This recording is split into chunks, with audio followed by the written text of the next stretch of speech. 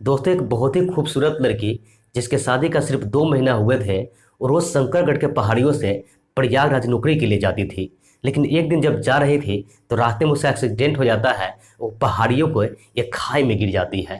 दोस्तों, स्कूटी जो होता है इसके पैर पर गिर जाता है, जिससे मौके पर इसकी पैर टूट जाती है। इसे हॉस्पिटल में लाया जाता है और हॉस्पिटल में लाने के बाद वहाँ का जो डॉक्टर होते हैं वो कहते हैं कि इसके पैर को काटना पड़ेगा, नहीं तो ये सड़ने लगेगा, इससे इसकी जान भी जा सकती है। दोस्तों, जो डॉक्टर होते हैं इसके दोनों पैर को काट देते हैं। जब इसके पति को बातें पता चलता है तो इसका पति हॉस्पिटल में पहुंचता तो जरूर है, लेकिन वहां पहुंचने के बाद ऐसा काम करते हैं जिसे सुनने के बाद आप ही कहेंगे कि भगवान ऐसा पति किसी को ना दे। आज की कहानी उसी पति पत्नी की है। सो आइए जानते हैं पूरी कहानी इस वीडियो में। लेकिन वीडियो में आगे बढ़ने से पहले आपसे एक छोटी सी रिक्वेस्ट है, प्लीज़ वीडियो को लाइक कर दीजिए, चैनल को भी सब्सक्राइब कर लीजिए ताकि मेरा हौसला बढ़ता रहे। तो दोस्तों, जो लड़की होती है उसका नाम नेहा होता है और जो लड़का होता है उसका नाम कमल होता है।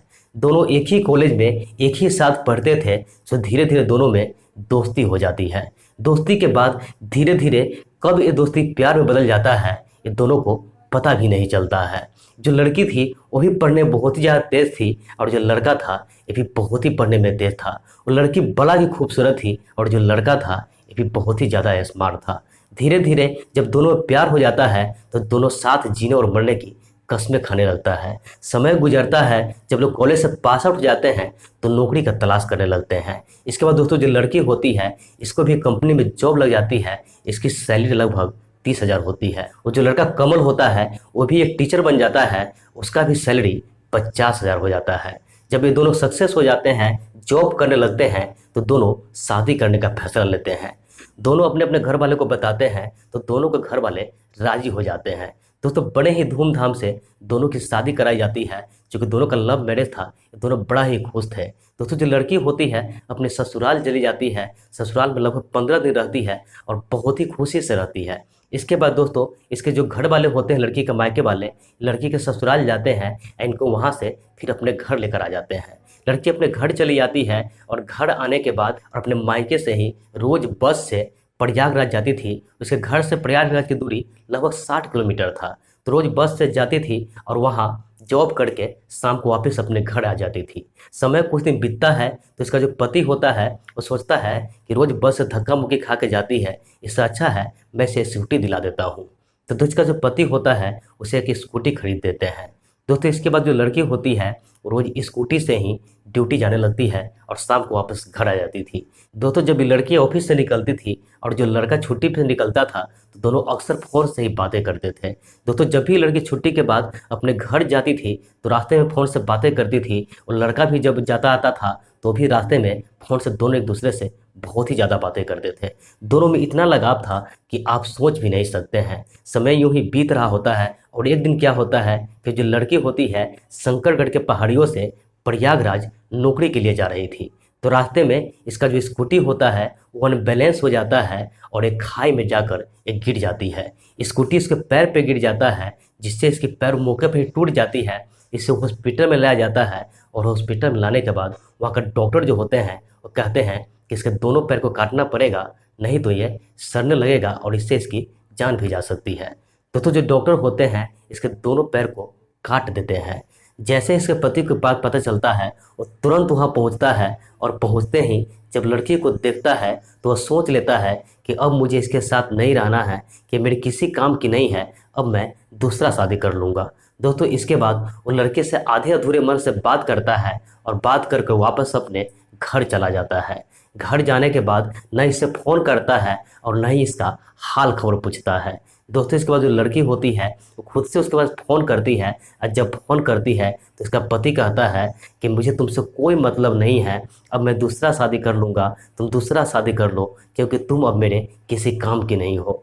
दोस्तों, जैसे ही लड़की बात सुनती है इसके आंखों से आंसू बहने लगते हैं।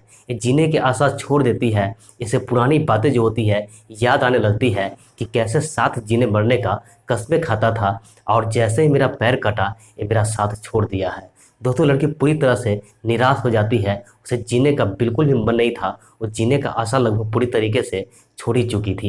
लेकिन कहते हैं कि ऊपर वाला बहुत ही दयावान होता है। दोस्तों, जो लड़की जिस ऑफिस में काम करती थी उस ऑफिस का जो बॉस होता है वो इससे बहुत ही ज़्यादा प्यार करता था, लेकिन वो एक तरफा प्यार करता था। आज तक कभी इस लड़की को अपने प्यार का इजहार नहीं किया था, क्योंकि उसे पता चल गया था कि ये लड़की शादीशुदा है, इसलिए कभी इसे अपने प्यार का इजहार करना ठीक नहीं समझा। लेकिन जब उसे ये पता चला कि इसका एक्सीडेंट हो गया है, तो खुद के रोक नहीं पाया, वो तुरंत वहाँ पहुँचता और पहुँचते ही फूट फूट के रोने लगता है। दोस्तों, रोते रोते कब अपने दिल का बात इस लड़की को बता देता है, उसे पता ही नहीं चलता है। दोस्तों, सारी बातें बता देता है कि वो उससे कितना ज़्यादा प्यार करता है। दोस्तों, जब लड़की ये बात सुनती है तो इसका आंखों से आंसू बहने लगते हैं और वो कहती है कि सर, अब तो मेरा पति ही मेरा साथ छोड़ चुके हैं, वो भी कह चुके हैं कि तुम अब मेरे किसी काम की नहीं हो। दोस्तों, जब लड़का ये बात सुनता है, इसका बॉस से बात सुनता है, तो और भी ज़्यादा रोने लगता है और इसका हाथ अपने हाथ में लेते हुए कहता है कि अगर तुम चाहो तो मैं ज़िंदगी भर तुम्हें अपने साथ रखना चाहता हूँ, अपने पास रखना चाहता हूँ।